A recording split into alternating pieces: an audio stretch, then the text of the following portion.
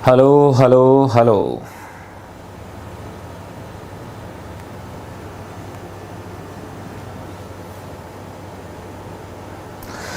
जी बच्चों, एम आई visible Audible? फटाफट से बताएं। देखिए हम लोग तो खैर टाइम से हैं, आप लोगों का तो चल रहा होगा अभी खाना पीना। तो कैसे हैं आप कावेरी? और भी जितने बच्चे जुड़ चुके हैं सभी लोग, जो ज़्यादा रिप्लाई देते हैं उनको ज़्यादा रेस्पॉन्ड किया जाएगा, जो कम रिप्लाई देते हैं उनको थोड़ा कम रेस्पॉन्ड करेंगे। तो ये तो गिव एंड टेक वाला फंडा है बच्चे। तो चलिए जल्दी से आगे बढ़ जाते हैं, लेट्स गेट स्टार्टेड। देख लेते हैं कौन कौन आप में से जुड़ चुके हैं। जी बच्चा, तो एनीबडी और एवरीबॉडी फटाफट से एक बार रिप्लाई कर दीजिए, हाय हेलो हो जाएगा तो हम आगे बढ़ेंगे। आज हम लोग इस लेक्चर 7 में एक एक घंटे की क्योंकि लेक्चर हो पा रहे हैं, तो बहुत स्पीड मेंटेन नहीं कर रहे हैं, हम जानबूझ के नहीं कर रहे हैं। तो आज हम लोग अब नॉर्मल कॉलिगेटिव प्रॉपर्टीज तक लेकर जाएंगे। अब नॉर्मल कॉलिगेटिव प्रॉपर्टीज तक मैं आपको लेकर जाऊंगा। अब नॉर्मल कॉलिगेटिव प्रॉपर्टीज तक मैं आप लोगों को लेकर जाऊंगा। तो क्या आप मुझे सुन पा रहे हैं बेटा? फटाफट से एक बार कमेंट सेक्शन में जवाब दीजिए ताकि हम पुनर्प्रस्थान कर जाएं।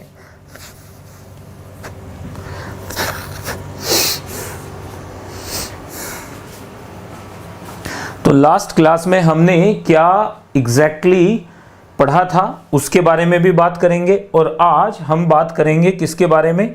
Elevation in boiling point and depression in freezing point के बारे में। तो आज के टॉपिक्स आप देख लीजिएगा। डिप्रेशन इन फ्रीजिंग पॉइंट ये लास्ट क्लास का टॉपिक है जहां पे हमने एंड किया था, और मैंने आपको बताया था कल कि इसके आगे मैं शुरू करूंगा इसे, राइट। इसके बाद elevation in boiling point, osmotic pressure, abnormal colligative properties, ये टॉपिक है आज के। तो क्या आप लोग, जी बच्चे एक बार सारे के सारे बच्चे जवाब दीजिए फटाफट से। जब तक आपका जवाब नहीं आता है तब तक बच्चों आगे चलने में मज़ा नहीं आता है, ये सबसे बड़ी प्रॉब्लम है। तो खैर चलिए, लेकिन बढ़ना तो पड़ेगा आगे, तो दुनिया में रहना है तो काम कर प्यारे। हाथ जोड़ सबको सलाम कर प्यारे। तो शुरू करते हैं, लेट्स गेट स्टार्टेड। ये देखिएगा, क्विक रिकैप में एक बार बात कर लेते हैं। मैंने आप लोगों को RLVP के बारे में बोला था कि RLVP के बारे में डिटेल में मैंने बात कर ली थी। RLVP क्या होता है? सबसे पहला फॉर्मूला मैंने आपको बताया था कि P0 minus PS upon PS। P0 ये फॉर्मूला कब लगेगा? This is equal to XB। ये एक फॉर्मूला हमारे पास आ गया था बेटा, याद है ना। दूसरा मैंने आपको क्या बताया था यहीं पर?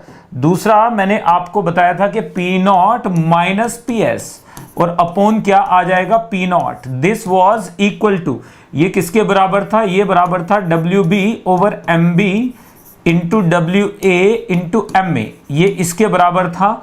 और ये किसके लिए एप्लीकेबल था? Only for dilute. किसके लिए एप्लीकेबल था ये? Only for dilute. ये डाइल्यूट के लिए एप्लीकेबल था, डाइल्यूट सॉल्यूशंस के लिए एप्लीकेबल था। मतलब इसे आप कॉन्सेंट्रेटेड सॉल्यूशंस के लिए नहीं लगा सकते हैं, right. Very good evening Kaveri, clear है ना बातें? विजिबल है बिल्कुल सारी चीजें। और तीसरी बात थी बच्चे, यहीं से हमारे पास में क्या थी? मैंने बताया था आपको कि P0 minus PS upon PS, ये वाला फॉर्मूला आप लगा सकते हो सब जगह, is equal to WB over MB into WA into MA। ये बातें हमने कर डाली थी। A for solvent, B for solute. It is always valid, याद रखिएगा ये क्या था? Always valid. ये मैंने आपको बताया था कि ये हमेशा वैलिड है, इसमें कभी कोई दिक्कत नहीं होती है। साथ में मैंने आपको ये भी बताया था कि P0 minus PS upon P0, this is equal to loss in weight of solvent bulb upon नीचे क्या आ जाएगा? Loss in weight of solution bulb. इसके बारे में मैंने डिटेल में आपको करा दिया था। तो यहां तक की बातें अपन निपटा चुके थे। इसके आगे की चीजों को जरा एक बार पढ़ लेंगे, राइट। तो यहां तक की चीजें हम लोग पढ़ चुके थे। अगर आपको कोई भी डाउट है तो मुझे प्लीज बताइए ताकि हम उसका समाधान तुरंत कर पाए। राइट। तो यहां तक की बातें हमने कर डाली थी। क्लियर है बेटा? बिल्कुल। तो देखो बिल्कुल सिंपल चीजें हैं जिनके बारे में हमने बात की थी। P not minus P S को कैसे लेते हैं, पी एस को कैसे लेके चलते हैं, इसके अलावा और भी ढेर सारी चीजें थी जिनके बारे में हमने डिटेल में बातचीत कर डाली थी। आगे बढ़ जाएंगे अब आज के इस लेक्चर में। अब यहां से स्टार्ट है एलिवेशन इन बॉइलिंग पॉइंट। मैंने आपको बताया था कि एलिवेशन इन बॉइलिंग पॉइंट क्या होता है। एलिवेशन इन बॉइलिंग पॉइंट, ध्यान से देखिएगा। अब यहां पर हमारे पास यहीं से सबसे इंपॉर्टेंट चीज शुरू होने वाली है। यहां पे देखिएगा बेटा, यहां से मैं दोबारा से पढ़ा रहा हूं। When a non volatile solute is added to a solvent, added to a solvent, एक सॉल्वेंट पे ऐड करते हैं हम, टू अ सॉल्वेंट, ठीक है ना। It's vapour pressure, it's freezing point, कौन सा point? Freezing point. It's freezing point decreases, freezing temperature या point decreases, it's freezing point decreases. इसका फ्रीजिंग पॉइंट क्या कर जाता है बेटा? डिक्रीज कर जाता है, डिक्रीजेस। तो हमारे पास अगर टीएफ हमारे पास क्या है बच्चों? TF is equal to freezing point of pure solvent. क्या है बेटा? ये प्योर सॉल्वेंट का फ्रीजिंग पॉइंट है। It is freezing point of pure solvent. तो जब इसके अंदर सॉल्यूट डालेंगे तो जो सॉल्यूशन का फ्रीजिंग पॉइंट आएगा वो थोड़ा सा कम आएगा। तो यहां पर हमारे पास टीएफ डैश हमने माना था is freezing point of solution, freezing point of solution. किसका? सॉल्यूशन का, ऑफ सॉल्यूशन। तो हमारे पास क्या आ गया? यहां से हमारे पास आ जाता है del TF, del TF is equal to आ जाता है टीएफ माइनस टीएफ डैश।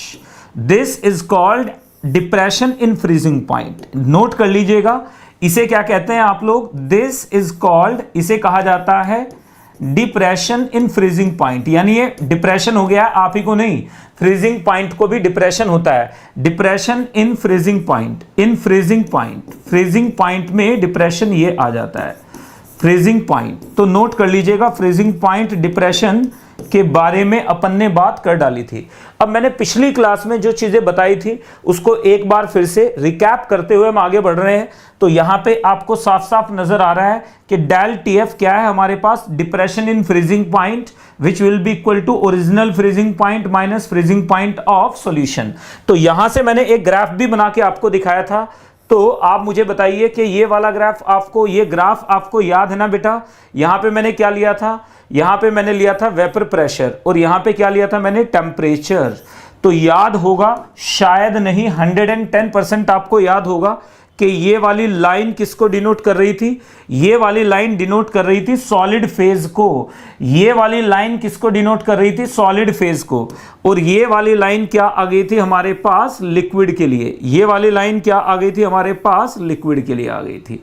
तो हमें साफ साफ नजर आ रहा था कि ये वाला जो पॉइंट होगा बेटा, ध्यान से देखो, ये वाला जो पॉइंट है बेटा, दिस पॉइंट, ये जो पॉइंट है यहां पर वेपर प्रेशर P1 था, यहां पे हमारे पास P2 हो गया।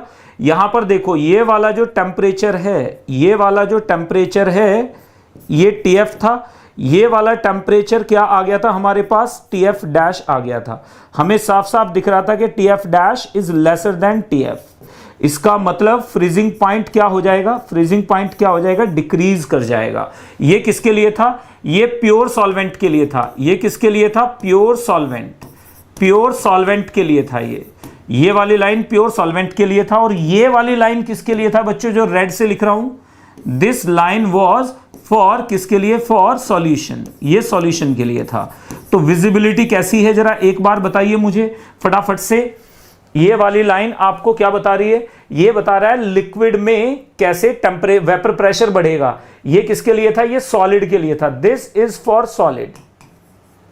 ये किसके लिए था? लिक्विड के लिए। ये लिक्विड के लिए था। तो बेटा यहां तक की बातें आपको क्लियरली समझ में आ गई थी लास्ट क्लास में? कोई डाउट है इसमें? तो एक बार मिस अग्रवाल मुझे जल्दी से लूप में लें और बताएं कि सर यहां पे ये वाली चीज बता दो या फिर आगे बढ़ जाओ। तो मैं देख लेता हूं कि आप में से कौन कौन सही से बोल रहा है कि सर आगे बढ़ जाइए, और कौन बोल रहा है कि सर दोबारा बता दीजिए। ग्रीन वाली जो लाइंस हैं ये रिप्रेजेंट कर रही हैं variation of vapour pressure of liquid. ये जो सॉलिड लाइन है, ये जो यहां पे आपको पर्पल दिख रही है, ये रिप्रेजेंट कर रही है vapour pressure variation of solid with temperature. तो आपको साफ साफ दिख गया था कि इस वाले पॉइंट से और इस वाले पॉइंट में डिफरेंस कैसे आएगा। क्लियर है ना बेटा? अब चलो आगे बढ़ जाएंगे। मैंने लास्ट क्लास में आपको बताया था, यहीं पर मैंने क्लास में आपको बताया था, we know that what, we know that क्या क्या पता है हमें, that del P is directly proportional to del T and that was directly proportional to WB over MB into WA। ये वाली वैल्यू हम निकाल चुके थे, ये वाली वैल्यू हम निकाल चुके थे, ये वाली वैल्यू हम निकाल चुके थे। अब देखिएगा आज थोड़ा डिटेल में पढ़ाऊंगा तो मजा आएगा आपको पढ़ने में। इसका मतलब डेल टी किसके डायरेक्टली प्रोपोर्शनल हो जाएगा? एक तो डेल टी किस पे डिपेंड करेगा? अमाउंट ऑफ सॉल्यूट पे डिपेंड करेगा, उसके मोलर मास पे डिपेंड करेगा, और मास ऑफ सॉल्वेंट पे डिपेंड करेगा। ये तो हमें पता चल गया है कि इन तीन बातों पे तो ये डिपेंड करेगा ही करेगा कि डेल टी यानी डिप्रेशन इन फ्रीजिंग पॉइंट कितना होगा। अगर आप ज्यादा सॉल्यूट डालोगे तो ज्यादा हो जाएगा, अगर कम सॉल्यूट डालोगे तो कम हो जाएगा। अगर सॉल्यूट का मोलर मास ज्यादा है तो डिप्रेशन कम होगा, अगर सॉल्यूट का मोलर मास कम है तो डिप्रेशन ज्यादा होगा, अगर यहां पे सॉल्वेंट ज्यादा है तो डिप्रेशन कम होगा, अगर सॉल्वेंट कम है तो डिप्रेशन ज्यादा होगा। सीधी सी बात है, कॉन्सेंट्रेशन के डायरेक्टली प्रोपोर्शनल है। अब यहीं से इसी इक्वेशन को आप मान के चलें और आने वाली स्लाइड पे इसी इक्वेशन को मैं उठाने वाला हूं। देखो मजा आएगा आपको इसमें। आने वाली स्लाइड पे इसी इक्वेशन को उठा लेते हैं। चलिए उठाइए जरा एक बार। यहां से क्या आ जाएगा मेरे पास? यहां से आ जाएगा del T is directly proportional to WB over MB, WB over MB into WA। ये बात तो हमें क्लियरली समझ में आ चुकी है कि ये बात है। यहां पे हमने प्रोपोर्शनैलिटी कांस्टेंट लगा दिया। Del T is equal to आ गया हमारे पास K, प्लीज नोट कीजिएगा, इज इक्वल टू आ गया K into WB over MB into आ गया हमारे पास WA। तो यहां से हमारे पास कावेरी, ये जो है K, याद रखिएगा here K is proportionality constant.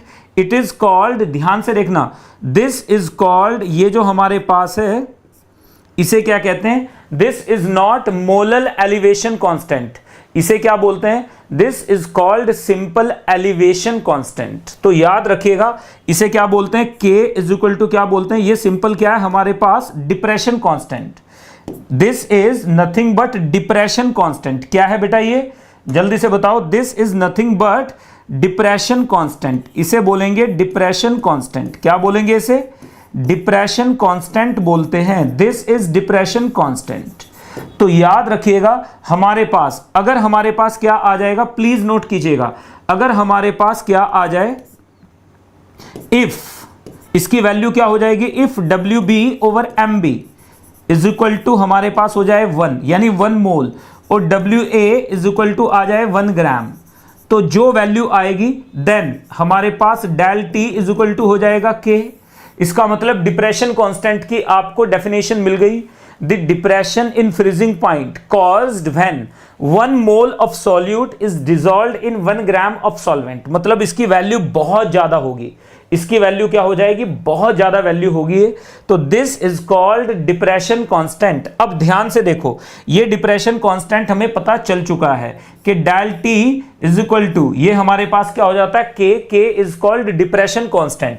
दूसरे केस में देखो जरा एक बार बच्चे, और मेरे साथ साथ जोर से बोलेंगे यस सर, बात बिल्कुल क्लियर है। दूसरे केस में देखो, इफ अगर हमारे पास WB over MB is equal to 1 हो जाए एंड साथ में क्या आ जाए बेटा? WA is equal to 1000 gram, WA is equal to 1000 gram. तो उस केस में ये हमारे पास डेल टी किसके बराबर हो जाता है? डेल TF के बराबर बोल देते हैं इसे। And this is called depression, this is called freezing point depression. इसे क्या बोलेंगे? Depression in freezing point, in freezing point. और यहां से हमारे पास क्या आ जाएगा? K becomes, K will be equal to, ये हमारे पास क्या आ जाएगा? KB नोट कर लीजिएगा हमारे पास ये जो वैल्यू आएगी, ये वैल्यू यहां पे रख के देखो जरा एक बार, ये वैल्यू यहां पर रख के देखो, k की वैल्यू पहले क्या थी, जब ये था और ये 1 था, तो ये वैल्यू अगर हम यहां पर रख दें तो हमारे पास क्या आ जाएगा, हमें साफ साफ नजर आ रहा है कि हमारे पास k b is equal to कितना आ जाएगा, this is equal to k upon 1000। समझ में आ रहा है कैसे कैसे, क्योंकि k इज इक्वल टू हमारे पास कितना है, WB ओवर MB और इंटू कितना है 1 ग्राम, इंटू 1 ग्राम, ये है ना हमारे पास। और KB हमारे पास कितना है, KB हमारे पास कितना है बच्चे, प्लीज नोट कीजिएगा, WB ओवर MB इंटू 1000, तो ये हमारे पास है। तो हमें पता चल गया यहां से KB की वैल्यू, आप प्लीज ध्यान से देखिए, इज इक्वल टू ये वैल्यू क्या हो जाएगी हमारे पास, this value is equal to K, तो K की वैल्यू आपने पुट कर दी, तो K इज इक्वल टू क्या रख दोगे आप, KB इंटू 1000 रख सकते हैं कि नहीं रख सकते हैं, बताइए जरा एक बार। ये इक्वेशन 2 आ गई। This is called molal elevation depression constant, क्या बोलेंगे इसे, मोलल डिप्रेशन कांस्टेंट। मुंह से एलिवेशन कई बार निकलेगा, मुझे उसके लिए माफ कीजिएगा, तो नोट कीजिएगा, इसे कहते हैं मोलल डिप्रेशन कांस्टेंट। और इसका दूसरा नाम भी है, जैसे घर पे कावेरी का नाम छुटकी भी हो सकता है, गिट्टू भी होता है, टिग्गी भी होता है, बहुत सारे नाम हो सकते हैं, जस्ट लाइक दैट, जैसे घर पे अपने भी नाम निकनेम तो होते ही हैं सभी के, वैसे ही इस KB का निकनेम क्या है, इसका निकनेम है क्रायोस्कोपिक कांस्टेंट। इसे क्या बोलते हैं, this is also called CRYO, cryoscopic, याद रखिएगा, क्रायो SCOPIC, क्रायोस्कोपिक कांस्टेंट, क्या बोलते हैं इसे, क्रायोस्कोपिक कांस्टेंट भी बोलते हैं। This is called cryoscopic constant. तो याद रखना है ये वैल्यू अगर मैं इसमें पुट कर दूं, तो इस वाली इक्वेशन में 1 डैश में 2 से अगर मैं वैल्यू पुट कर दूं K की, तो मेरे पास क्या आ जाएगा, कावेरी बताइए, एक बार आपने करना है, बार बार ये नहीं करना है, एक बार डेरिवेशन कर लोगे बेटा तो बोर्ड में आपके बड़ा काम आएगा। ये पता होगा कि मोलल डिप्रेशन कांस्टेंट अलग होता है और डिप्रेशन कांस्टेंट अलग होता है। डिप्रेशन कांस्टेंट होता है K और मोलल डिप्रेशन कांस्टेंट होता है KB, दोनों अलग अलग चीजें हैं। तो अब जरा एक बार मुझे बताइए फटाक से, यहां से देखो, अगर मैं ये वैल्यू पुट कर दूं किसमें, तो हमारे पास क्या आ जाएगा, del TB is equal to आ जाएगा KB into WB over MB, और यहां से क्या आ जाएगा, इंटू WA इंटू 1000। बताइए जरा एक बार ये बात आपको क्लियर कि नहीं क्लियर, बिल्कुल क्लियर। ये वाली क्वांटिटी क्या है, इस वाली पूरी क्वांटिटी को आप एक बार ध्यान से देखो, गौर से देखो इसे, ये जो पूरी क्वांटिटी है ये क्या है, मोलालिटी। तो हमारे पास क्या आ जाएगा, डेल, ये TB क्यों लिख दे रहा हूं मैं, आई डोंट रियली अंडरस्टैंड, मतलब ये डेल कहीं पे अगर पीछे भी लिख दिया हो तो उसके लिए मुझे माफ कीजिएगा, ये KB नहीं है बेटा, ये KF है। तो ना कई बार मैं बार बार बोल रहा हूं कि मेरे दिमाग में ये चीज अच्छे से घुस चुकी है कि ये KF है, ये क्या है हमारे पास, प्लीज नोट कीजिएगा, ये हमारे पास क्या आ जाएगा, ये KF है। तो it is called cryoscopic constant, KF होता है ये, KB नहीं, KB इज एबिलियोस्कोपिक कांस्टेंट। तो आप प्लीज पार्टिसिपेट करते रहा करें और मुझे बताते भी रहें कि सर ये बात समझ में आ गई है। देखो ये जो हमारे पास KF होता है, ये क्या होता है, अगर 1 मोल सॉल्यूट 1000 ग्राम सॉल्वेंट में डाल दिया जाए, अगर 1 मोल सॉल्यूट को 1 किलोग्राम सॉल्वेंट में डाल दिया जाए, तो जो भी डिप्रेशन होगा that is called molal depression constant. उसे क्या बोलते हैं, बोलो जरा एक बार, that is called molal depression constant. Easy है बात बिल्कुल। चलो जी आगे बढ़ जाते हैं मोलल डिप्रेशन कांस्टेंट में। तो ये हमारे पास आ जाएगा del TF is equal to, ये आ जाएगा हमारे पास del TF is equal to KF और इनटू क्या आ गया, मोलालिटी आ गई। तो नोट कर लीजिए, देखो कितना आसान था ये, जिस पे हमें फोकस करना था। आसान है ना बिल्कुल, जरा ध्यान से देखिएगा, del TF is equal to KF into molality. मतलब मोलालिटी अगर बढ़ेगी तो डेल TF मतलब एलिवेशन डिप्रेशन बढ़ेगा, इसका मतलब फ्रीजिंग पॉइंट क्या हो जाएगा, फ्रीजिंग पॉइंट कम हो जाएगा। फ्रीजिंग पॉइंट क्या हो जाएगा, कम हो जाएगा। सारी कैलकुलेशंस के लिए ये बात याद रखेंगे। दूसरी बात यहीं से अगर आपको समझ में आया फटाक से मुझे बताओ, यस यस सर, क्लियर है बात बिल्कुल। देखो अगर 2 सॉल्यूशंस ले लिए जाएं, यहां पर हमारे पास क्या है, KF is called molal depression constant. क्या बोलते हैं इसे, मोलल डिप्रेशन कांस्टेंट। इसे मोलल डिप्रेशन कांस्टेंट कहते हैं। इसकी वैल्यू होती है, मैं प्रूव कर सकता हूं, अगर आप बोले तो मैं प्रूव करके दिखा सकता हूं ये वैल्यू। इसकी वैल्यू होती है RTF स्क्वायर, RTF का square upon 1000 into latent heat of fusion. Latent heat of fusion, latent heat of fusion के ये ऐसे आ जाता है। तो याद रखिएगा मोलर डिप्रेशन कांस्टेंट, तो आप प्लीज नोट कर लीजिएगा। तो हमारे पास क्या आ जाएगा बेटा, यहां से हमारे पास आ जाएगा KF इज इक्वल टू, देखो जरा एक बार, ये आ जाता है M into R into TF का स्क्वायर अपॉन नीचे आ जाता है 1000 enthalpy of vaporization, enthalpy of fusion, not vaporization. कितना आ जाता है M into R into TF का स्क्वायर अपॉन नीचे आ जाता है 1000 इंटू एंथैल्पी ऑफ फ्यूजन। अब आप ये सोच रहे होगे सर ये कैसे आ गया, यहां पे बिकॉज डेफिनेशन यूज कर ली मैंने 11th वाली, बिकॉज हमें पता है कि latent heat of fusion is equal to होती है enthalpy of fusion upon molar mass, upon क्या होता है मोलर मास, मोलर मास के ये होती है हमारे पास एंथैल्पी ऑफ फ्यूजन। तो LF की जगह अगर मैं क्या रख दूं, ये रख दूं और मोलर मास नीचे आ जाएगा तो ऊपर चला जाएगा molar mass. This is molar mass of solvent, याद रखिएगा ये क्या है, मोलर मास ऑफ सॉल्वेंट है। ये हमारे पास क्या है, मोलर मास ऑफ सॉल्वेंट, किसका, सॉल्वेंट का मोलर मास। तो अगर आप बोलेंगे कभी कि सर इसे प्रूव करके दिखा दीजिए, तो मुझे इसे प्रूव करने में कोई दूर दूर तक दिक्कत नहीं है। हाँ जी, हाँ जी, तो बिल्कुल del TB is equal to, हाँ del T is equal to WB into 1000, नहीं नहीं नहीं नहीं नहीं नहीं नहीं नहीं उल्टा, हाँ एक ही बात है, WB MB इंटू KF भी तो आएगा ना बेटा, तो उस KF को भी तो आपने याद रखना है। हमारे पास इसमें बीच में KF भी आएगा।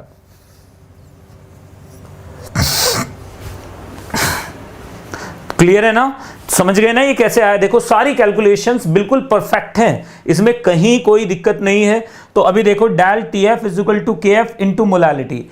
KF हमारे पास, LF क्या है, latent heat of fusion. LF क्या है हमारे पास बच्चों, this is latent heat of fusion. ये क्या है, ऑफ फ्यूजन, ये फ्यूजन की लेटेंट हीट है।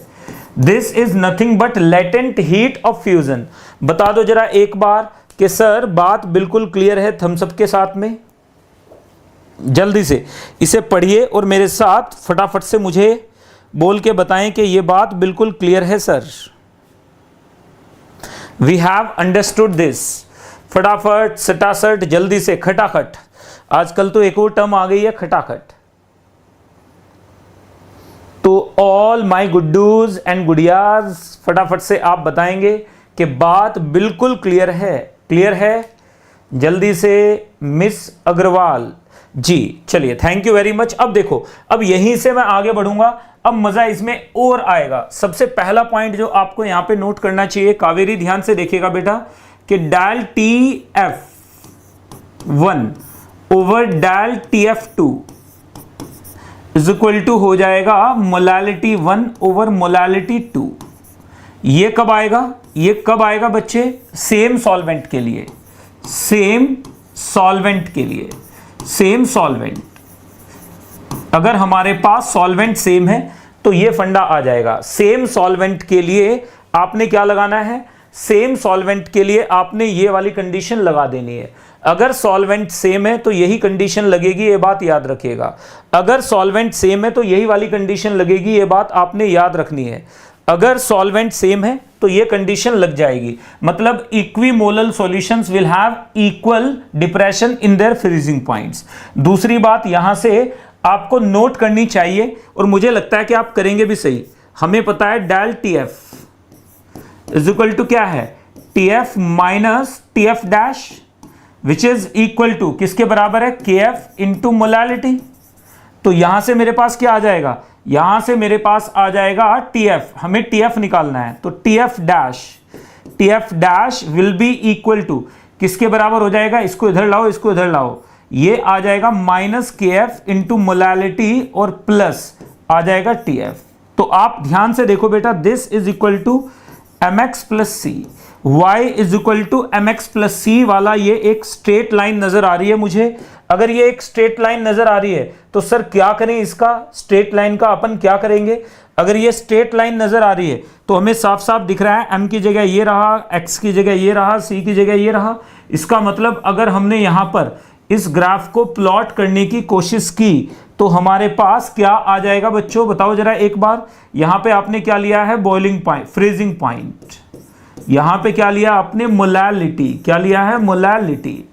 मोलैलिटी आप लेकर चल रहे हैं। तो हमारे पास जो ग्राफ आएगा, इसका ग्राफ कैसा आ जाएगा, कुछ ऐसा आ जाएगा। इसका ग्राफ कुछ ऐसा आ जाएगा। कैसा आ जाएगा ग्राफ, ऐसा आ जाएगा। नोट कर लीजिएगा, ये वाला पॉइंट क्या होगा, दिस विल बी TF। ठीक है, तो आपको साफ साफ दिख रहा है कि TF will always be greater than TF dash. ये बात तो आपको क्लियरली पता चल रही है। तो देखो कितनी मजेदार बात थी। डिप्रेशन इन फ्रीजिंग पॉइंट को आपको मालूम है, जो USSR की जितनी भी कंट्रीज थी, यूक्रेन हो गया, दूसरे अजरबैजान हो गया, और भी बहुत सारे हैं, वहां पर सब में, साइबेरिया में, सब में टेम्परेचर क्या रहता है, -20, -30, -40, -70 तक चला जाता है। तो वहां पे गाड़ियों को पार्क नहीं कर सकते डायरेक्टली। तो हम वहां पे क्या करते हैं लोग, मॉस्को वगैरह में, वहां पे क्या करते हैं वो, अलास्का में, मॉस्को में, खैर अलास्का तो अलग डायरेक्शन में चला, डायरेक्शन तो वही है लेकिन वो अलग उसके साथ चला जाता है, अमेरिका के साथ। तो खैर आगे बढ़ते हुए, ये सारे ठंडे इलाके हैं। इनमें क्या होता है, गाड़ियों के जो रेडिएटर है उसके अंदर जो पानी है वो जम जाएगा। तो उसके अंदर हम क्या करते हैं, डिप्रेशन इन फ्रीजिंग पॉइंट कराते हैं। डिप्रेशन इन फ्रीजिंग पॉइंट क्या होता है, इससे जितना भी उसके अंदर पानी है उसका फ्रीजिंग पॉइंट बाहर के टेम्परेचर से नीचे ले जाते हैं, ताकि पानी कभी फ्रीज हो ही नहीं। कई बार अमेरिका वगैरह में आप देखिएगा, सड़कों के ऊपर वो सॉल्ट डाल देते हैं, ताकि उसके ऊपर जैसे ही स्नोफॉल हो वो आइस के साथ में रिएक्शन करके क्या बना दे, डिप्रेशन इन फ्रीजिंग पॉइंट हो जाए और आइस मेल्ट कर जाए। तो डी आइसिंग कहते हैं उसको। तो डी आइसिंग में भी इसे यूज किया जाता है। चलिए वन बाय वन आगे बढ़ जाते हैं। तो डिप्रेशन इन फ्रीजिंग पॉइंट हमें समझ में आ चुका है। डिप्रेशन इन फ्रीजिंग पॉइंट का फॉर्मूला मैं एक बार लास्ट टाइम लिख रहा हूं आपके लिए यहां पर, del TF is equal to KF into WB, यानी mass of solute upon MB, मतलब molar mass of solute, into WA, mass of solvent, into 1000। तो यहां पे याद रखिएगा, एक बार सब लोग ध्यान से देखना, यहां पे याद रखिएगा, क्या याद रखना है कि KF is constant for a solvent. KF क्या होता है, कांस्टेंट फॉर अ सॉल्वेंट। एक पर्टिकुलर सॉल्वेंट के लिए ये कांस्टेंट होता है। It is a constant for a solvent. एक पर्टिकुलर सॉल्वेंट के लिए कांस्टेंट वैल्यू है। अगर ये कांस्टेंट वैल्यू है एक पर्टिकुलर उसके लिए, तो याद रखिएगा KF किसके लिए, अगर मैं बात करूं वाटर के लिए, तो वाटर के लिए KF की वैल्यू आप निकाल सकते हो 1.86 होती है केल्विन किलोग्राम पर मोल। क्या होती है, kelvin kilogram per mole. This is the value, ये वैल्यू है किसके लिए है, this value is for water. Water के लिए मैंने निकाली है, आप बाकी के लिए निकाल सकते हो, दी जाएगी ये वैल्यू, आपको दी जाएगी। ये याद करने की चीज नहीं है, कभी आप इसे याद करने की कोशिश करें, ये याद करने वाला चीज नहीं है। इस डेटा को याद करने की कोशिश मत कीजिएगा, इस डेटा को याद करने की कोशिश नहीं करनी है। तो चलिए खैर जल्दी से आगे बढ़ते हुए कुछ क्वेश्चंस करेंगे। यहां से आगे तो क्वेश्चंस ही हैं। तो अभी तक कहीं कोई डाउट हो, कोई दिक्कत हो, कोई परेशानी हो तो आप मुझे बताएं जल्दी से, फिर हम आगे बढ़ते हैं। डिप्रेशन इन फ्रीजिंग पॉइंट को थोड़ा सा और इलैबोरेट करते हुए आगे बढ़ जाएंगे। याद रखिएगा इसके यूजेस क्या होते हैं, इसके यूजेस क्या होते हैं। यूजेस में पहला हमारे पास क्या है, deicing of roads and plains, plain की भी डी आइसिंग करते हैं। दूसरा हमारे पास क्या आ जाता है इसमें, सेकंड हमारे पास आ जाता है used in car radiators. Car radiator में इन्हें यूज करते हैं, रेडिएटर्स, कार रेडिएटर्स में इन्हें यूज किया जाता है।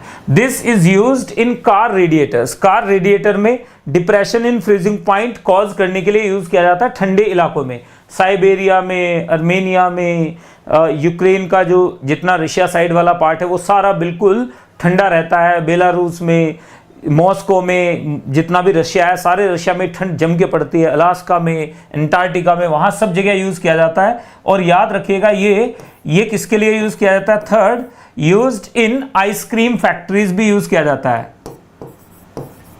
किसमें?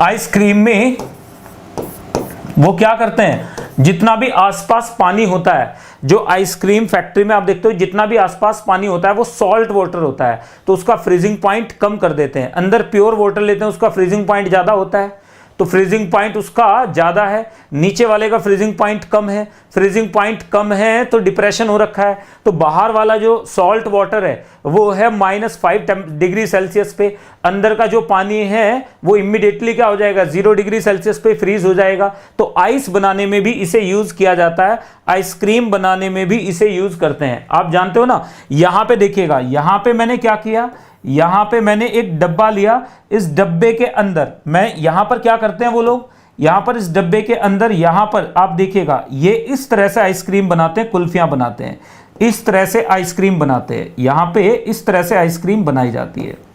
अब यहां पर तो क्या किया, यहां पर तो जो भी भरा है, यहां पर क्या भर देते हैं, वो सॉल्ट वाटर भर देते हैं। आपको समझ में आ गया होगा, यहां पर क्या कर देते हैं, पूरे में सॉल्ट वाटर भर देते हैं। ये क्या है हमारे पास, सॉल्ट वाटर। सॉल्ट वाटर है जिसका फ्रीजिंग पॉइंट कितना है, -10 डिग्री सेल्सियस। सॉल्ट वाटर है, फ्रीजिंग पॉइंट कितना है, -10 डिग्री सेल्सियस। यहां पे फ्रीजिंग पॉइंट कितना है, यहां पर फ्रीजिंग पॉइंट है, यहां पर फ्रीजिंग पॉइंट है, यहां पर फ्रीजिंग पॉइंट कितना है हमारे पास, दैट इज 0 डिग्री सेल्सियस। तो क्या हो जाएगा, ये जम जाता है तो आइस बन जाती है। ये क्या बन जाती है, आइस बन जाती है। तो this is how we use. आपने देखा भी होगा शायद, आपने अगर नहीं देखा है तो एक बार जरूर चेक कीजिएगा। तो ये आप कर सकते हो, ट्राई कर सकते हो। रेफ्रिजरेटर के फ्रीजर के अंदर आप क्या कीजिए, एक बहुत सारा नमक डाल के पानी रख दीजिए, आप देखिएगा वो पानी को आप निकालिए तो it will not be 0 degree Celsius water, वो क्या हो जाएगा, -10 -5 डिग्री सेल्सियस का पानी रहेगा, वो सॉल्ट वाटर रहेगा। उसके अंदर आप क्या करते हो, उसके अंदर जैसे ही आपने किसी भी बोतल को पानी की डाला वो जम जाएगी एकदम से। आप ट्राई करके देखिए आज ही, अच्छा एक्सपेरिमेंट है ये, it is a good experiment, try it.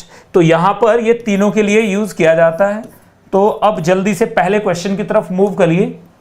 ये रहा पहला question, question number 1, what is the molecular mass of a non ionising, मतलब नॉन आयनाइजिंग का मतलब जो टूट नहीं रहा हो पानी के अंदर। If 10 gram of this solid is dissolved in 100 gram of water to form a solution which freezes at -1.24 degree Celsius. KF हमें दिया गया है, आपसे पूछा गया है बताइए डेल TF क्या आएगा। डेल TF भी दिया गया है, मोलर मास पूछा गया है, हमें पता है del TF is equal to क्या होता है, बोलिए जरा एक बार, KF इंटू मोलालिटी मतलब WB अपॉन नीचे क्या आ जाएगा, MB आ जाएगा, इंटू WA इंटू 1000। यही तो है ना वैल्यू, यही वैल्यू है हमारे पास। अब हमने क्या किया, हमने यहाँ पे डेल TF को यूटिलाइज किया। डेल TF कितना है हमारे पास, 1.24 हमें दिया हुआ है। फाइनल माइनस इनिशियल नहीं, इनिशियल माइनस फाइनल करेंगे तो यही आएगा। This will be equal to 1.86 into WB दिया हुआ है 10 ग्राम अपॉन MB हमसे पूछा है, ये तो हमसे पूछा है। WA कितना दिया गया है, 100 दिया गया है। तो ये वैल्यू है। अब देखो जरा एक बार, कितने आराम से आप सॉल्व कर सकते हो। इससे ये कट जाएगा, 10 आ जाएगा, तो यहां से आ जाएगा 12.4 अपॉन प्लीज नोट कीजिएगा कितना आ जाएगा, ये 10 आ गया है। 12.4 अपॉन कितना आ जाएगा, 1.86 इंटू 1000 भी तो है, ऊपर 1000 भी तो है, तो 1000 तो हम भूल ही गए थे। तो खैर चलिए, तो इसको दोबारा से लिख लीजिए जरा एक बार। यहां से कितना आया, यहां से आया हमारे पास 10 से ये कट जाएगा, 10 से ये कट जाएगा, तो हमारे पास कितना आ जाएगा बच्चे, ये 10 से कट जाएगा, कितने से, यहाँ पे क्या था, 100 था। कई बार ये पूरा ही गड़बड़ हो जाता है लिखने में। चलिए खैर, WB कितना है, 10 अपॉन MB हमसे पूछा है, इंटू यहाँ पे ये कितना है, 100, और यहाँ पे ये कितना है, 1000।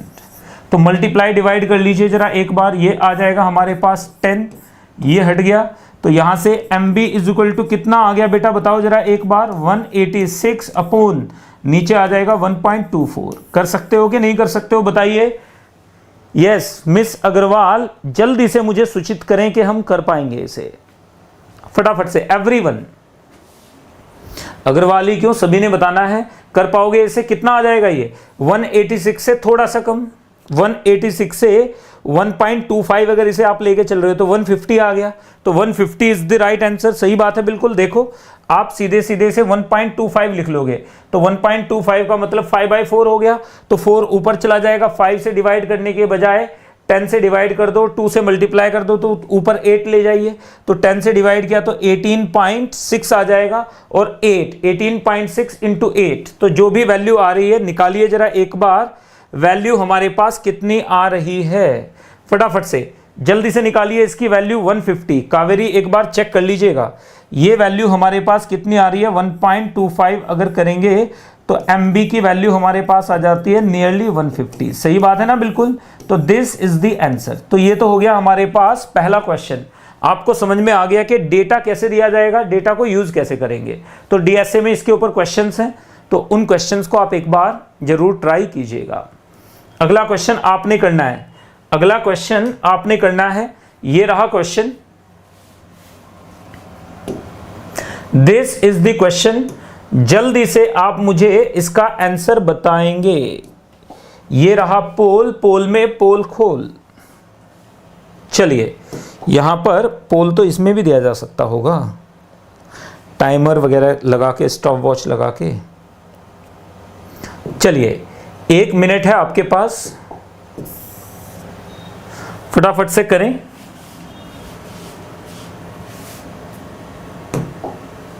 टाइमर ही लगाएंगे ना, 1 मिनट है आपके पास टाइमर, जल्दी से बताएंगे बेटा। What will be the answer of this question?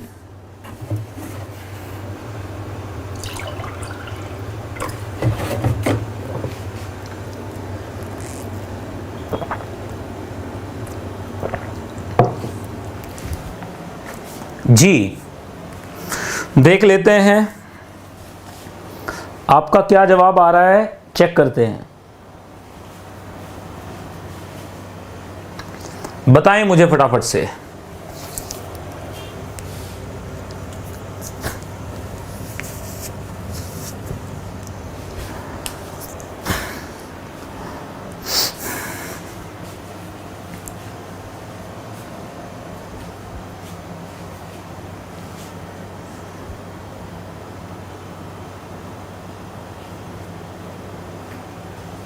D, यहां से देखिएगा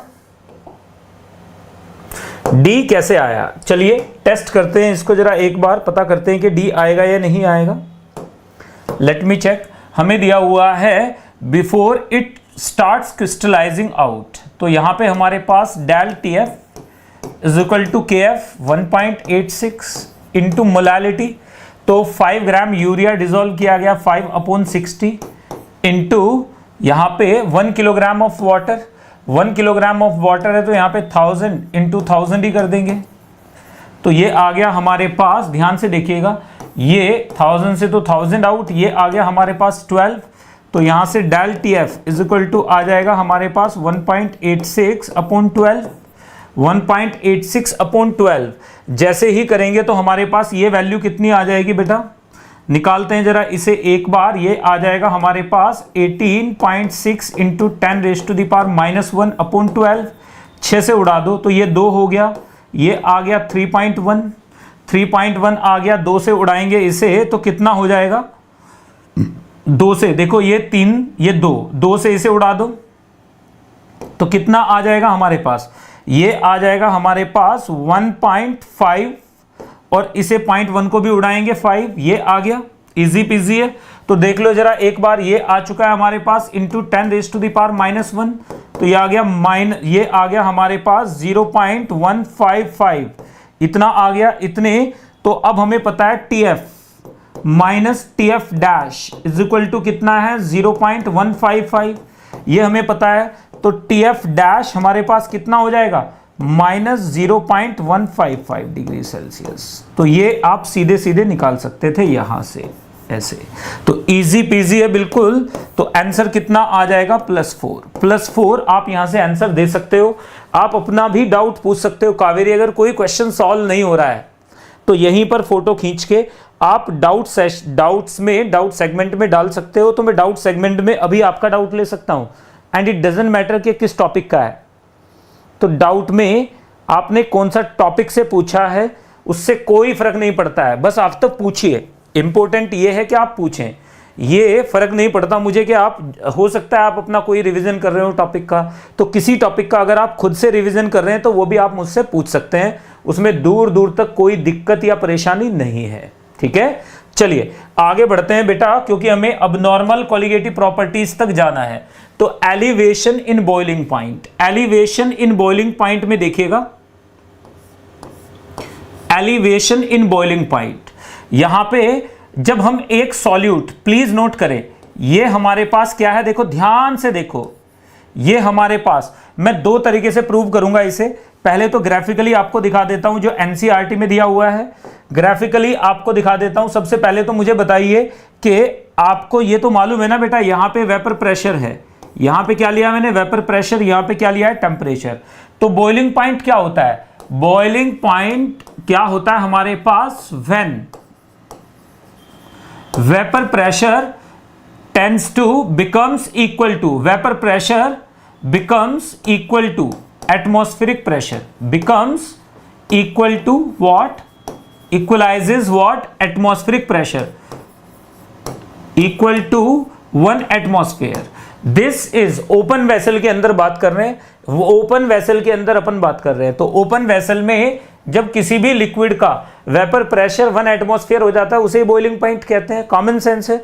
तो यहां पर देखो बढ़ते बढ़ते यानी बॉइलिंग पॉइंट तक, अब यहां पर देखो ये मैंने मान लिया मेरे पास सॉल्वेंट है, ये मेरे पास सॉल्वेंट है, ये सॉल्वेंट ऐसे जाएगा, ये मैंने मान लिया ये वाली लाइन मेरे पास क्या है, मैंने मान लिया ये वाली लाइन जो डिनोट करती है, क्या मान लिया मैंने कि ये वाली लाइन जो डिनोट करती है, ये वाली लाइन जो डिनोट करती है, ये वाली लाइन जो डिनोट करती है, ये वाली लाइन जो डिनोट करती है, ये किसको डिनोट कर रही है बेटा, ये वाली लाइन जो डिनोट कर रही है, इसे अंडू करते हैं एक बार, ये वाली लाइन जो डिनोट कर रही है, प्लीज दोबारा से देखिएगा, ये वाली लाइन जो डिनोट कर रही है, ये किसको डिनोट कर रही है, दिस इज डिनोटिंग, ये डिनोट कर रही है हमारे पास, इसका कलर चेंज कर लेते हैं, ये डिनोट कर रही है 1 एटमॉस्फेयर। तो हमारे पास क्या आ जाएगा, ये हमने मान लिया दिस इज 1 atm, ये 1 atm है, ये क्या है 1 atm, यानी जब भी वेपर प्रेशर यहां आ जाएगा तो उसे बोलेंगे बॉइलिंग पॉइंट। तो बॉइलिंग पॉइंट के लिए हमने पहला ये ले लिया, ये हमारे पास क्या है प्योर सॉल्वेंट, ये हमारे पास प्योर सॉल्वेंट है, प्योर सॉल्वेंट क्या है, ये सॉल्वेंट, सॉल्वेंट है प्योर। अब हमने क्या किया, अब हमने सॉल्यूशन के लिए भी देख लिया, सॉल्यूशन का बॉइलिंग पॉइंट तो क्या हो जाएगा, यहां से जाएगा, यहां से जाएगा तो यूं हो जाएगा, क्लियर है ना।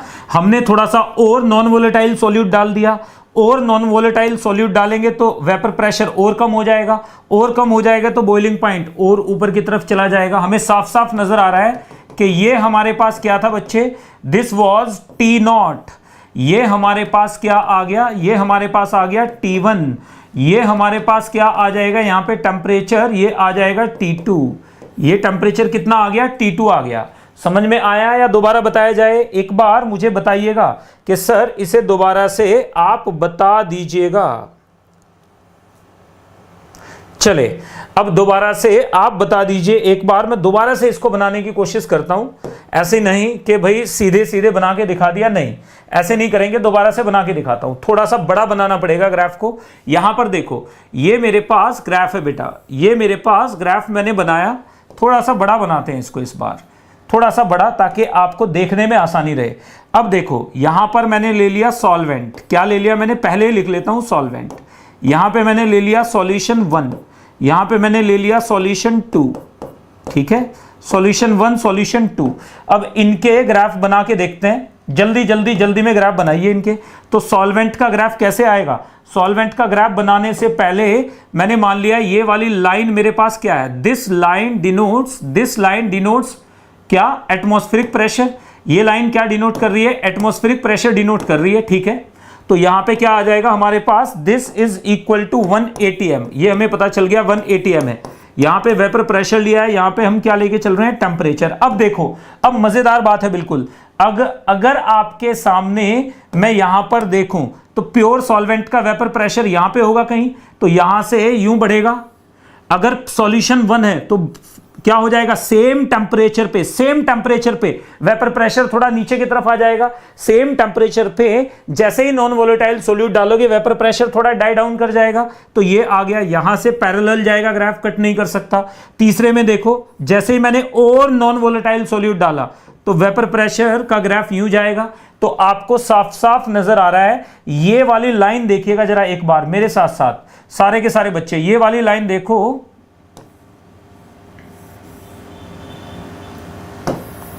ये वाली लाइन देखो जरा एक बार। ये वाली लाइन क्या डिनोट कर रही है, ये वाली लाइन डिनोट कर रही है बेटा, ये वाली लाइन क्या डिनोट कर रही है, दिस इज डिनोटिंग व्हाट, ये एक टेम्परेचर डिनोट कर रही है। दूसरे पे भी आ जाते हैं, ये दूसरा टेम्परेचर डिनोट करेगा। यहां पे तीसरे पे भी आ जाते हैं, इसे भी अलग कलर से ले लेते हैं, ये हमारे पास तीसरा टेम्परेचर भी डिनोट करेगा।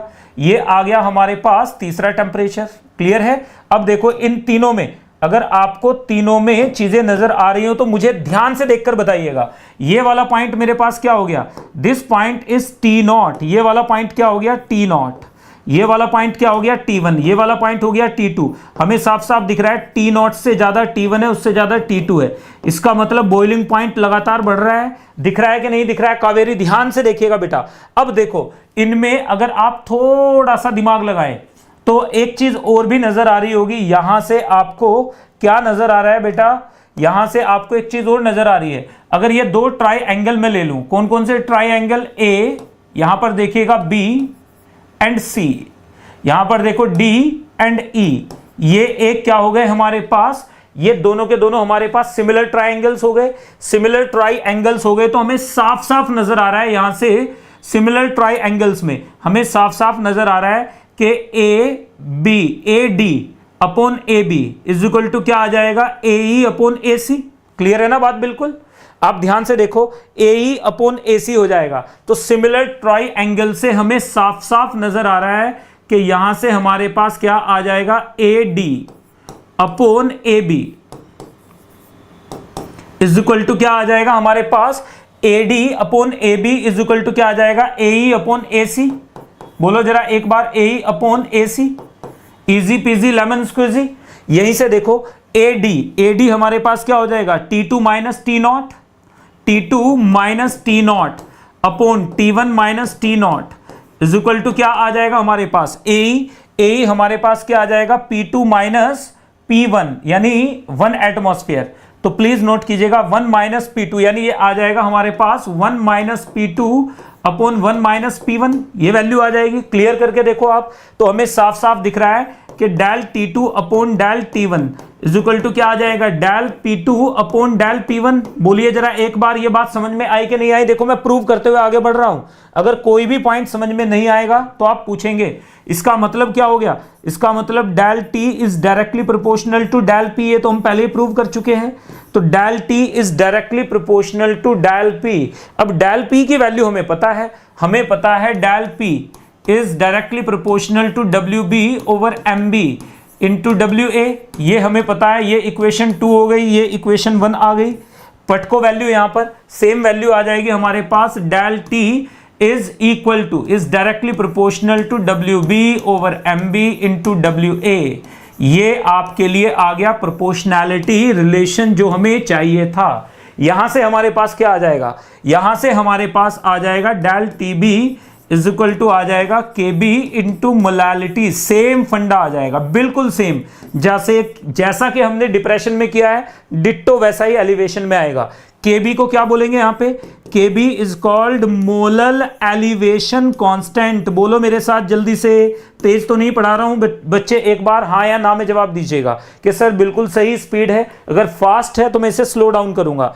तो हमारे पास KB की क्या आ जाएगी, मोलल एलिवेशन कांस्टेंट। KB को क्या बोलेंगे, मोलल एलिवेशन कांस्टेंट बोलेंगे। KB को क्या बोलेंगे, मोलल एलिवेशन कांस्टेंट, या इसका दूसरा नाम होता है एबिलियोस्कोपिक कांस्टेंट। तो एबिलियोस्कोपिक कांस्टेंट भी बोलते हैं, मोलल एलिवेशन कांस्टेंट भी इसको बोला जाता है। अगर मेरी बात आपको समझ में आ तो चलो मुझे बता कि सर बात बिल्कुल क्लियर है, 110% क्लियर है बात। अगर कहीं डाउट है तो एक बार जल्दी से फटाफट से देखो बच्चे, मैंने सारी चीजें बिल्कुल डेरिवेशन के साथ आगे बढ़ाऊं मैं। तो डेरिवेशन हमने किया है, ये सिमिलर ट्रायंगल्स ले लिया हमने, सिमिलर ट्रायंगल का फंडा हमने लिया, उसके बाद हमने सीधे वही उसी पे ले आए, उसी रास्ते पे गए जिस पे हम पहले चले थे। यानी जितना डिप्रेशन इन फ्रीजिंग पॉइंट में कैलकुलेशन की थी, exactly same elevation in boiling point में किया है हमने। ठीक है ना बेटा? चलो जी नेक्स्ट की तरफ बढ़ेंगे। अब देखो मैं दूसरे मेथड से एक बार आपको बताता हूं। कावेरी ये बताइए, एंट्रोपी के बारे में थोड़ा सा आइडिया है? एंट्रोपी के बारे में हमें थोड़ा सा इत्तू सा आइडिया है एंट्रोपी के बारे में? एंट्रोपी क्या होती है? अगर दो सब्सटेंसेस को मिक्स करते हैं, सॉल्यूट को सॉल्वेंट के साथ मिक्स करेंगे तो एंट्रोपी बढ़ेगी कि घटेगी? बताइए जरा मुझे एक बार। अगर सॉल्यूट को सॉल्वेंट के साथ मिक्स करेंगे तो एंट्रोपी बढ़ेगी या घटेगी? पहली क्लास में ये पढ़ा चुका हूं मैं आपको। तो बताइए सुयश, जल्दी से बोलिए, एंट्रोपी बढ़ेगी या घटेगी? हमें पता है कि सेकंड मेथड में देखिएगा, आपको अभी मैं क्लियरली दिखाता हूं। थर्मोडायनेमिकली अगर मुझे आपको दिखाना पड़े तो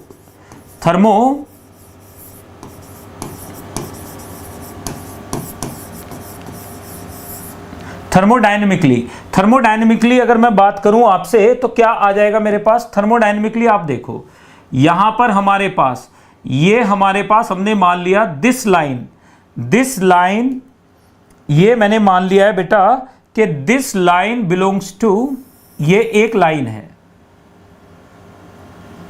ये दूसरी लाइन है,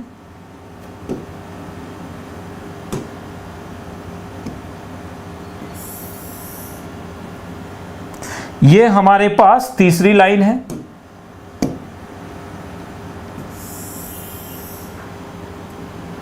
आप देख रहे हो थर्मोडायनेमिकली लेके चल रहे हैं इसे। हम क्या लेके चल रहे हैं? थोड़ा बहुत तो आपको पता होगा थर्मो किसके बारे में, एंट्रोपी के बारे में बिल्कुल मालूम है ना? जल्दी से बोलिए, सुयश, शर्मा जी, कावेरी, सारे के सारे बच्चे फटाफट से बताइए मुझे।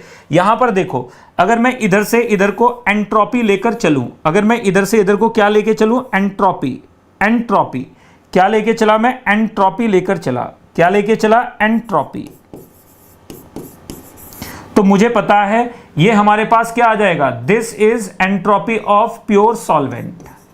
ये एंट्रोपी ऑफ प्योर सॉल्वेंट है, ये एंट्रोपी ऑफ सॉल्यूशन हो जाएगी, थोड़ा सा बढ़ जाएगी, और ये एंट्रोपी किसकी हो जाएगी? Of vapour, entropy of vapour. अब इन दोनों में देखो जरा एक बार, अगर थोड़ा सा आपने इतना सा भी दिमाग लगाया बेटा, एकदम से आपको समझ में आएगा। भाई जैसे ही सॉल्वेंट के अंदर सॉल्यूट डालेंगे तो एंट्रोपी बढ़ेगी, तो हमें साफ साफ दिख रहा है सॉल्वेंट से ज्यादा सॉल्यूशन की एंट्रोपी होती है। अब देखो जब हम सॉल्वेंट को बॉयल करेंगे तो हम यहां से यहां तक लेकर जाएंगे, सॉल्वेंट को बॉयल करेंगे, this will be entropy of solvent. ये क्या हो जाएगी? Entropy of solvent, entropy change of solvent in vaporization. और ये क्या हो जाएगा? This will be entropy change of solution. ये सॉल्यूशन का एंट्रोपी चेंज है। दोनों में इवेपोरेट कौन होगा? दोनों के दोनों कंडीशन में। कावेरी एक चीज नोट करो, आपको मैं इतनी डिटेल में चीजें बता रहा हूं, एक बार फिर से देख लीजिएगा। दोनों के दोनों चीजों में आपको एक बात याद रखनी है। क्या चीज याद रखनी है? कि भाई जब सॉल्यूट नॉन वोलेटाइल है तो जो भी वेपर में जाएगा वो सॉल्वेंट ही होगा। इसका मतलब चाहे आप इसे हीट करके यहां पे लेके जाओ, चाहे इसे हीट करके सॉल्यूशन को हीट करके वेपर में लेके जाओ, दोनों केस में वेपराइजेशन, वेपराइज कौन हो रहा है? दोनों केस में वेपराइज हो रहा है सॉल्वेंट, सॉल्यूट वेपराइज नहीं हो रहा है। इसका मतलब यहां पे जो भी वेपराइजेशन हो रहा है वो सिर्फ सॉल्वेंट का हो रहा है, सॉल्यूशन का कोई वेपराइजेशन यहां पे नहीं है। तो इसको जरा एक बार पढ़ लेते हैं। देखो यहीं से हमें साफ साफ हमें पता है एंट्रोपी, बट हमें पता है क्या? एंट्रोपी इज इक्वल टू होता है enthalpy of vaporization upon boiling point. ये हमें मालूम है, entropy of vaporization upon boiling point. तो हमें यह पता चल गया बॉइलिंग पॉइंट। तो यहां से क्या आ जाएगा? फॉर सॉल्वेंट, किसके लिए? सॉल्वेंट के लिए, सॉल्वेंट के लिए लगाओ तो आ जाएगा entropy of solvent. Entropy of solvent is equal to enthalpy of vaporisation of solvent upon boiling point of pure solvent. ये आ गई इक्वेशन 1। दूसरे में एंट्रोपी फॉर सॉल्यूशन, सॉल्यूशन के लिए entropy change of solution is equal to enthalpy of vaporisation of solvent ही आएगा, क्योंकि वेपराइज तो सिर्फ सॉल्वेंट ही होगा, लेकिन बॉइलिंग पॉइंट बदल जाएगा, टी डैश हो जाएगा, टीबी डैश हो जाएगा। दोनों को बराबर रखो, दोनों में से कौन ज्यादा है, यहां पे देखो दोनों में से कौन ज्यादा है, del S solvent entropy change of solvent is greater than del S solution. रखो वैल्यू वहां से, इसका मतलब enthalpy of vaporization upon boiling point is greater than enthalpy of vaporization upon boiling point of solution। देखिए जरा एक बार मेरे साथ बोलो जोर से कि सर बात बिल्कुल क्लियर है। ये तो खल्लास हो जाएगा बिल्कुल, ये कट गया तो हमारे पास क्या बचा, हमारे पास बचा यहां से TB dash is greater then TB। दिख रहा है ना, इसका मतलब therefore क्या आ जाएगा हमारे पास, therefore what, therefore क्या आ जाएगा, बॉइलिंग पॉइंट विल इंक्रीज। अगर मेरी बात समझ में आई हो तो प्लीज एक बार मुझे बताएं कि सर बात 100% क्लियर है, यहां तक कि किसी को कोई भी दिक्कत हो, कोई भी परेशानी हो, नोट करने हैं और ये नोट्स आपको मिलेंगे। ये नोट्स मैं आप लोगों के साथ शेयर भी करूंगा। तो एलिवेशन इन बॉइलिंग पॉइंट भी हमें पता चल गया, हमें यह भी पता चल गया कि सॉल्वेंट के लिए हमें कैसे लेना है, हमें यह भी पता चल गया सॉल्यूट के लिए कैसे लेना है। तो ये बहुत आसान सा है, इसमें कहीं दूर दूर तक कोई दिक्कत, कोई परेशानी, कोई शक या सुबह हो तो मुझे बताइएगा एक बार। तो चलिए आगे बढ़ जाते हैं। तो एलिवेशन इन बॉइलिंग पॉइंट पे ही अपने आप को अपन रखते हैं। तो हमें ये तो पता चल गया कि हमारे पास del TB is equal to आ जाएगा TB dash minus TB which is equal to molality into KB. ये वैल्यू हमें पता चल गई, रखो जी वैल्यू यहां पर। तो हमें पहला फॉर्मूला तो हमें यहीं से मिल गया कि जैसे जैसे मोलालिटी बढ़ेगी बॉइलिंग पॉइंट बढ़ेगा। क्लियर है, तो यहां से हमारे पास आ जाएगा del TB is equal to KB into molality, मतलब WB अपॉन MB, अगर MB पूछा जाए आपसे तो इंटू WA इंटू 1000। ये फॉर्मूला कब लगाओगे, जब हमसे मोलर मास पूछा जाए तो। ये फॉर्मूला तब लगेगा जब हमसे मोलर मास पूछा जाए तब। ये फॉर्मूला कब लगेगा, जब हमसे मोलर मास पूछा जाए तब। नॉन वोलेटाइल सॉल्यूट का मोलर मास निकालने के लिए क्वेश्चन अगर आपसे पूछा गया तो ये फॉर्मूला लग जाएगा सीधे सीधे। दूसरी चीज यहीं से देखो, del TB1 over del TB2 is equal to आ जाएगा हमारे पास यहां से molality 1 over molality 2, molality 1 over molality 2। व्हाई, बिकॉज KB is same for same solvent.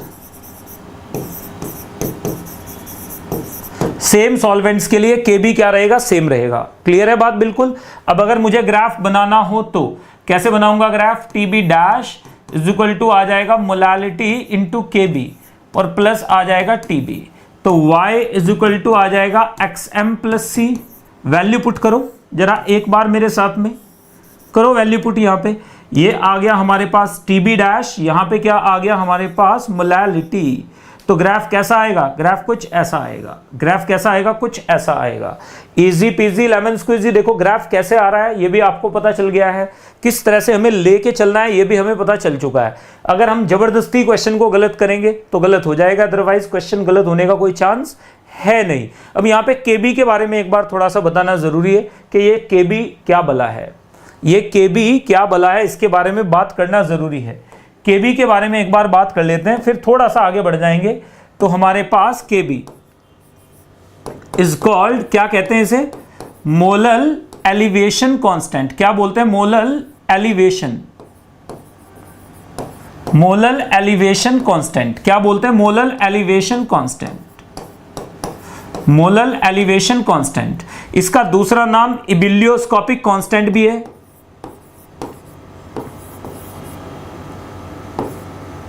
Ebullioscopic constant भी इसका दूसरा नाम है, यह भी दूसरा नाम है। यहीं से हमें पता चल रहा है KB की वैल्यू हमारे पास होती है कितनी, ये आ जाती है हमारे पास R इंटू TB का मतलब boiling point square upon 1000 into enthalpy latent heat of vaporization. This is also equal to MR TB square upon नीचे आ जाता है 1000 इंटू एंथैल्पी ऑफ वेपराइजेशन। याद रखिएगा, this is the value for a solvent. आप निकाल सकते हो किसके लिए? फॉर अ सॉल्वेंट, एक सॉल्वेंट के लिए, फॉर अ सॉल्वेंट, एक पर्टिकुलर सॉल्वेंट के लिए आप निकाल सकते हो। केबी की वैल्यू आप निकाल सकते हो, एक पर्टिकुलर सॉल्वेंट के लिए केबी की वैल्यू आप आराम से निकाल सकते हो, केबी की वैल्यू आप आराम से निकाल सकते हो। जोर से बोलो, बात क्लियरली समझ में आ रही है कि नहीं? केबी की वैल्यू एक पर्टिकुलर सॉल्वेंट के लिए आप आराम से निकाल सकते हैं। अब यहीं से देखिएगा, केबी की वैल्यू आपको याद रखना है। केबी किसके लिए? For water. किसके लिए बात करेंगे? वाटर के लिए। This is equal to 0.52 kelvin kilogram per mole. Kelvin kilogram per मोल। केबी की वैल्यू क्या होती है? ये होती है। केबी की वैल्यू किसी भी सॉल्वेंट के लिए फिक्स्ड होती है। ये क्या है? फिक्स्ड वैल्यू है। It is a fixed value, याद रखिएगा, फिक्स्ड वैल्यू है, फिक्स्ड वैल्यू है। तो याद रखना है, ये बहुत छोटी छोटी चीजें हैं जिन पे हमें फोकस करते हुए आगे बढ़ना था। तो हमें एलिवेशन इन बॉइलिंग पॉइंट, कोई ऐसा बच्चा जिसे समझ में नहीं आया हो प्लीज बताए एक बार।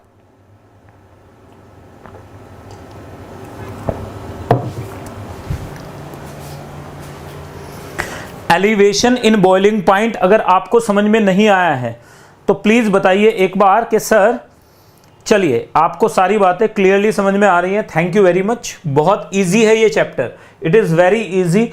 जेई मेन लेवल पे तो ये और भी आसान है, एडवांस लेवल पे थोड़ा सा इसमें कॉम्प्लिकेशंस आते हैं तब जब आपको अंशंत चीजें पूछ ली जाती है, राइट? जब आपको अंशंत चीजें पूछ ली जाती हैं। कावेरी बिल्कुल क्लियर है चीज, 110% क्लियर है। चलो जी, अब हम नेक्स्ट की तरफ मूव कर जाएंगे। अब बात करेंगे ऑस्मोटिक प्रेशर की। ऑस्मोटिक प्रेशर क्या होता है? What is osmotic pressure? Osmotic pressure क्या चीज है? तो ऑस्मोटिक प्रेशर को देखिए जरा एक बार मेरे साथ साथ बोलेंगे कि ऑस्मोटिक प्रेशर। तो ऑस्मोटिक प्रेशर क्या चीज होती है? What do we call osmotic pressure?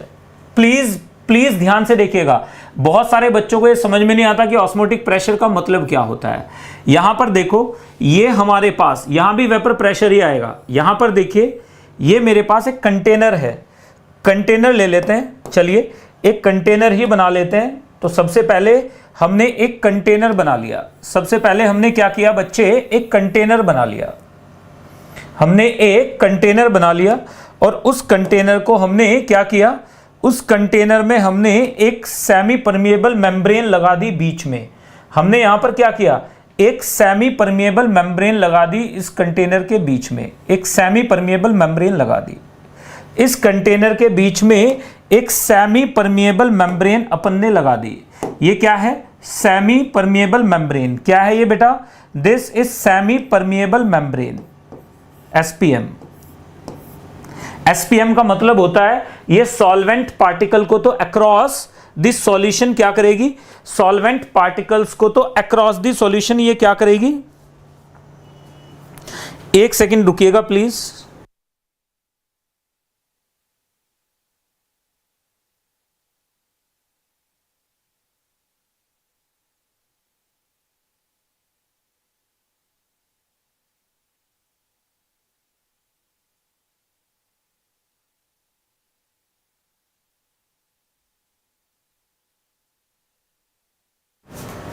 हाँ जी बच्चों, यहां पर देखो, अब मैंने क्या किया? यहां पर अब हमने एक यहां पर मैंने एक सॉल्यूशन भर दिया।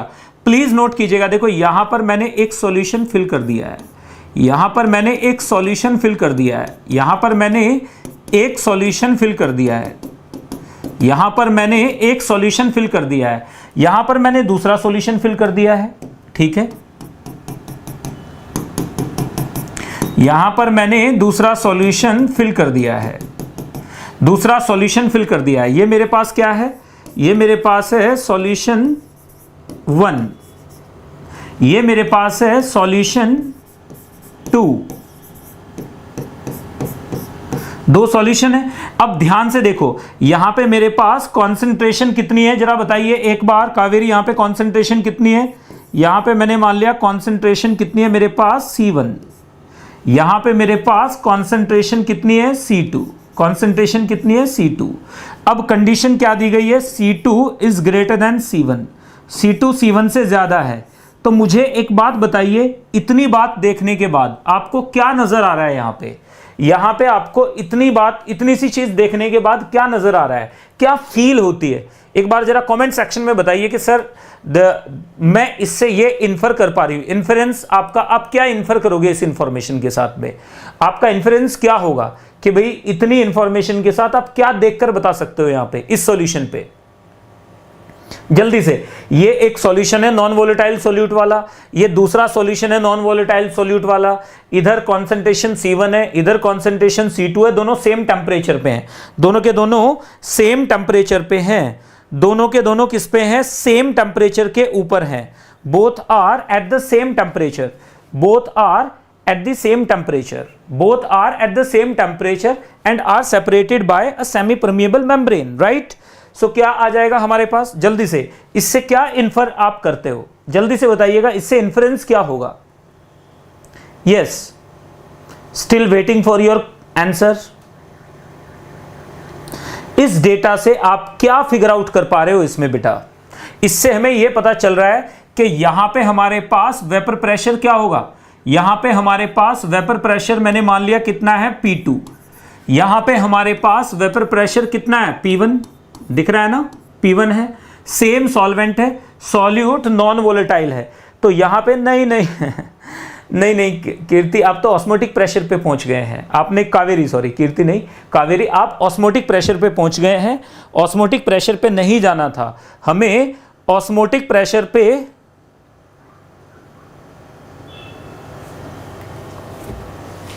हमें ऑस्मोटिक प्रेशर पे नहीं जाना था, हमें ऑस्मोटिक प्रेशर पे नहीं जाना था। यहां पर देखो, यहां पे वेपर प्रेशर, अब जहां पे कॉन्सेंट्रेशन ज्यादा है, हमें पता है कि vapour pressure is inversely proportional to concentration. Clear है ना ये बात? तो हमें साफ साफ नजर आ रहा है कि P2 will be lesser than P1। हमें साफ साफ नजर आ रहा है कि P2 P1 से तो ज्यादा ही होगा, कम ही होगा। P2 P1 से, जहां पे कॉन्सेंट्रेशन ज्यादा है वहां पे वेपर प्रेशर कम होगा, जहां पे कॉन्सेंट्रेशन कम है वहां पे वेपर प्रेशर ज्यादा होगा। इजी पीजी बात है बिल्कुल। अब चलिए, अब जरा एक सेकंड के लिए देखिएगा, अब एक सेकंड के लिए देखिएगा बेटा, यहीं पर इतनी बात तो समझ में आ गई होगी कि यहां पे वेपर प्रेशर, क्योंकि कॉन्सेंट्रेशन ज्यादा है, जहां पे कॉन्सेंट्रेशन ज्यादा होगी वहां पे क्या होगा, वहां पे वेपर प्रेशर कम होगा, क्योंकि RLVP ज्यादा होगी। जहां पे कॉन्सेंट्रेशन ज्यादा होगी वहां पे RLVP ज्यादा होगी कि नहीं होगी? RLVP ज्यादा हुई तो वेपर प्रेशर कम हो गया। सही बात है ना बिल्कुल। और जहां पे कॉन्सेंट्रेशन कम है तो यहां पे वेपर प्रेशर कम है, यहां पे वेपर प्रेशर ज्यादा है। तो सॉल्वेंट क्या करेगा, सॉल्वेंट वेपर प्रेशर को, तो बिकॉज ऑफ, याद रखिएगा यहां से क्या आ जाएगा, बिकॉज ऑफ, यहां से क्या आ जाएगा, बिकॉज ऑफ क्या, जल्दी से, difference in vapour pressure, difference in vapour pressure, vapour pressure difference की वजह से solvent will move, solvent particles, जितने भी सॉल्वेंट पार्टिकल्स होंगे, solvent particles will move towards, किधर मूव करेंगे, towards high concentration solution, higher concentration solution, higher concentration solution, किसकी तरफ मूव करेंगे, towards higher concentration solution move करना शुरू कर देंगे, towards higher concentration solution move करना शुरू कर देंगे। तो अगर ये मूव करना शुरू कर दिए तो सॉल्वेंट पार्टिकल इधर से इधर मूव करेंगे, सॉल्वेंट पार्टिकल अक्रॉस मूव कर जाएंगे, सेमी परमिएबल मेम्ब्रेन के इधर से इधर मूव करेंगे। कौन मूव करेगा, सॉल्वेंट। कौन मूव करेगा, सॉल्वेंट मूव करेगा। तो this movement is called osmosis, तो this is called osmosis, this is called osmosis. इसे क्या कहते हैं, इज कॉल्ड ऑस्मोसिस, इसे ऑस्मोसिस कहा जाता है। दिस इज कॉल्ड ऑस्मोसिस, इसे ऑस्मोसिस कहते हैं। समझ गए ना आप लोग? एक बार फिर से सुनिए, जब because of difference in vapor pressures solvent particles will move towards higher concentration solution from lower concentration solution, this is called, ये क्या हो जाएगा हमारे पास, यहां पे देखिएगा हायर की तरफ मूव करेंगे लोअर से, उल्टा हो जाएगा, हायर टू लोअर नहीं मूव करेंगे, लोअर टू हायर मूव करेंगे। दिस इज कॉल्ड ऑस्मोसिस, ठीक है ना। तो याद रखेंगे the hydrostatic pressure in capillaries, hydrostatic pressure developed due to osmosis is called osmotic pressure. तो याद रखिएगा the external pressure, the external pressure, external pressure, the external pressure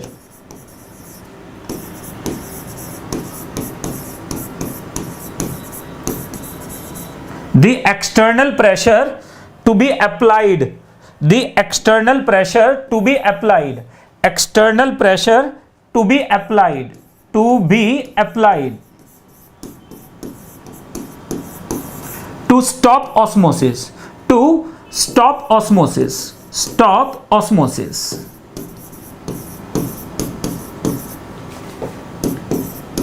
is called, क्या कहा जाता है उसे, is called osmotic pressure।